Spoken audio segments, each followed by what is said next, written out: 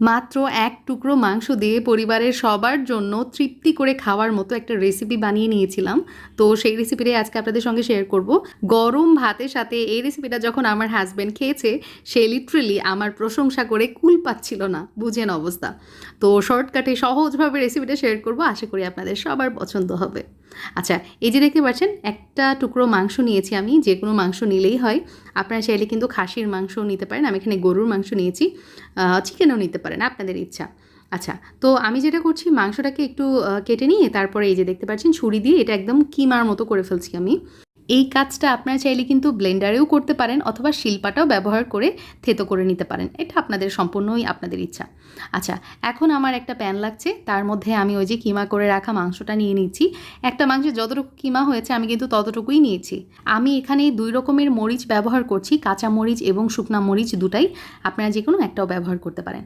তার সাথে নিয়ে নিচ্ছি হচ্ছে রসুন। আমি এখানে আস্ত রসুন বলতে খোসা ছাড়াইনি, একটা রসুনের খোসা না ছাড়িয়ে ব্যবহার করেছি, আরেকটা রসুনের খোসা ছাড়িয়ে ব্যবহার করেছি।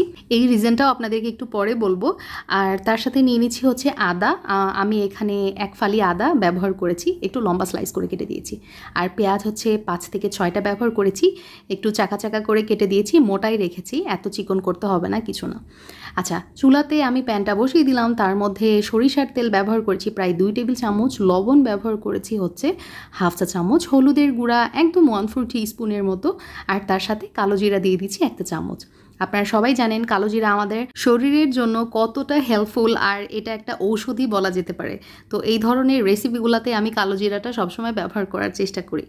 এখন চুলার জালটা মিডিয়ামে রেখে আমি এই সমস্ত উপকরণ কিছু সময়ের জন্য ভেজে নিব, এই ধরেন 2 থেকে 3 মিনিটের মতো।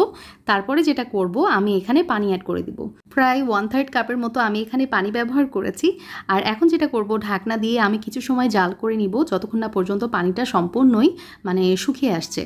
তো হয়ে গেছে দেখতে পাচ্ছেন। আর এই পানিটা আমরা ব্যবহার করছি যাতে মাংসটা খুব সুন্দরভাবে সিদ্ধ হয়ে যায়। আর এই পর্যায়ে খেয়াল করছি নিশ্চয়ই মাংস সহ সব কিছু ইনগ্রেডিয়েন্টস খুব সুন্দরভাবে ভাজা ভাজা হয়ে গেছে, চুলার জালটা অফ করে দিয়েছি। আর এখন যেটা করব, এই যে আমি কড়াইটা একটু বাঁকা করে রেখেছি, যাতে করে এক্সেস তেলটা একটা সাইডে চলে আসে, আর আমার যেই মিশ্রণটা সেটাতে যেন এক্সেস তেল না থাকে। আর এই তেলটা কিন্তু আপনারা যে কোনো ভাজিভুজির কাজে ব্যবহার করতে পারবেন।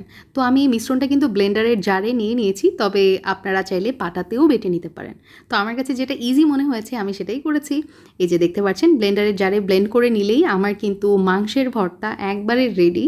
আমি ভর্তাগুলো ছোট ছোট বল আকারে সার্ভ করেছি, যেভাবে হোটেলে সার্ভ করা হয়।